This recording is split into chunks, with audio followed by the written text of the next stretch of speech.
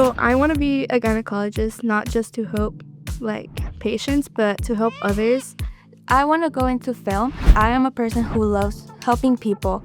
After high school, I want to pursue a degree in hospitality and tourism. And after that, go into the Air Force to become a pilot and help my nation.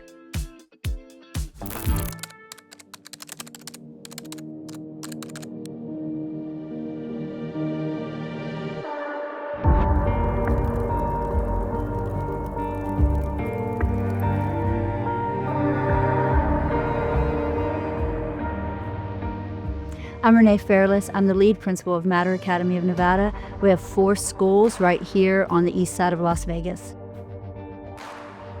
We have vape detectors in every single bathroom in my school because that was the most amazing thing to me when I opened this high school, is the number of kids that were vaping.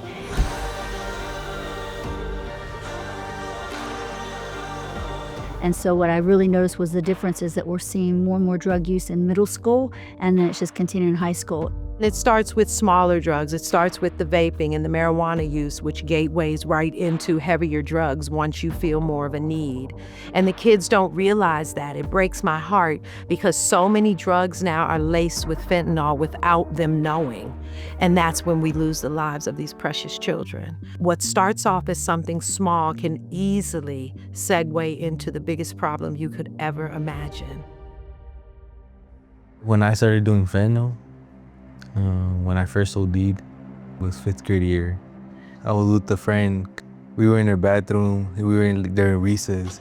We took out the perk 30. All I remember is I getting rushed to the ER. Not knowing, I didn't know what happened. I just woke up.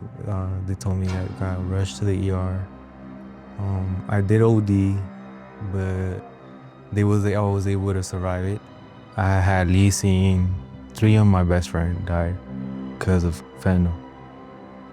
I couldn't do nothing about it, It's like I was just there in my hands, And it's just...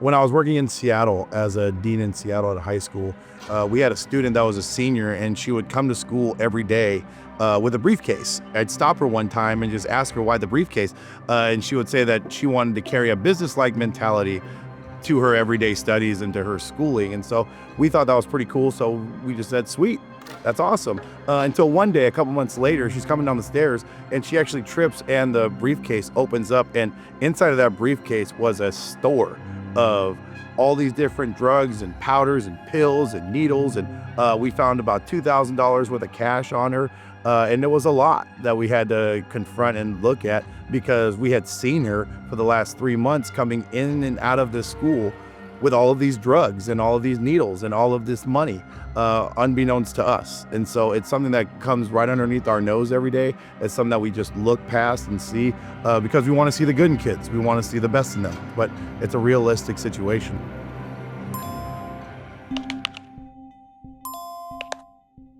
When I first started teaching as a young teacher, I never worried about any of this. But with the increase in social media, with the increase in all of the technology, kids have access to everything. It is easy to get a plug. Here in school, there will be some kids talking about, oh yeah, I have this product, this product.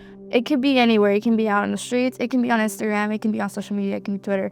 Any social platform, drugs can be there. I'm always amazed of when we catch a kid with a vape pen and we have them come in and you finally start to break down where they got it, that they simply ordered it online and it was dropped off around the corner from the house, in a bush, off the edge of the sidewalk, things that you would never, ever absolutely imagine. So, I'm constantly saying you have to check social media. You have to look at where they're purchasing, what are they doing? And you'll see that it is so easily accessible that they literally can find it any place. I think peer pressure is huge, not when it comes to just fentanyl, but life overall. Because if your friends want to do it, you want to do it too. 6th grade year, that's when I started hanging out with more gang-affiliated people. And from there, I started doing cocaine. I did it at a party, you go pull up to friends, they have some.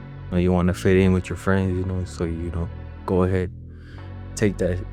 One thing like I learned a lot is the word no is not a weakness. It's you know, it's one of the, you know, one of the right strongest words to say. It's like if you don't want to, just say no and keep it pushing. Because you think they're their friends, you think the drugs are safe, but really, I doubt they even know where they are from. Or you think drugs will make you cool. I mean, when you're on the news for a second about how you died, sure, but after that, what then? This is my son. I lost him 3 years ago. He was a lot like you guys. You know, he's a great kid. Then around 12 or 13, something happened. He got introduced to drugs, cannabis first, and that rapidly progressed to other stuff. When we have too much fentanyl, it turns off the drive to breathe, and so we stop breathing. Narcan works on that same receptor, but it blocks that receptor from the other drugs. It'll reverse an overdose from any of those drugs, fentanyl being the most prominent one. As an educator, as a principal, as a mother, I can give lots of stories, but it's when they have that firsthand knowledge of somebody who's lived it that's more powerful, it's more real, and that hopefully we don't have to live those stories again. This talk, it really connects you because to someone who really loves their parents, to see another parent lose someone who they love deeply, it deepens the heart more and it helps connect a lot of students even if they think it won't happen. Yeah. I did learn a lot of new things thanks to Angel Army, and one of them was the spray Narcan that can actually help with fentanyl, and knowing that was super important to me because that's essentially how you could save lives. One of my success stories, he's actually working as a custodian taking some college classes. His freshman year, he had 17 vape pens.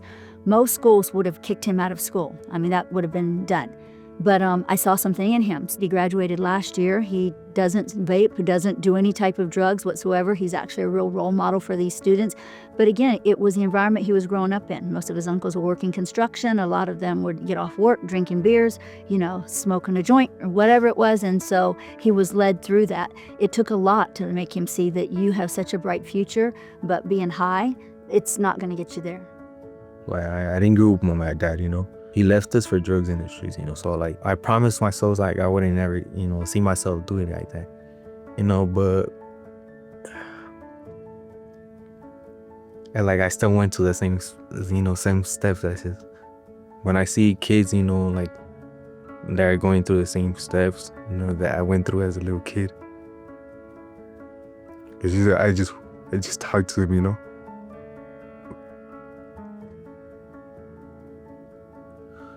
It just hurts me because, you know, I went through the same steps, and I just wish that other kids could go through a different way. If I would have, like, you know, have a chance to talk to my own father, is that at least, you know, pay attention to your kids, you know. You're gonna be busy, you know, you're gonna have stressful days of work, you know. But your kids, you know, like as well, you know, they always come first, you know. You know, so talk to your kids, listen to your kids. If you're gonna have kids, you know, be responsible, you know, because why are you gonna have kids if you're not gonna be responsible? Well, I think that the biggest thing we can do as teachers, first of all, is we have to create a safe environment where kids can be honest. I have had kids confess to me what they're doing, and I've commended them on that. I tell them, you just saved your life. After an injury and you take things like pills or you take different types of prescriptions, it makes you feel really, really good.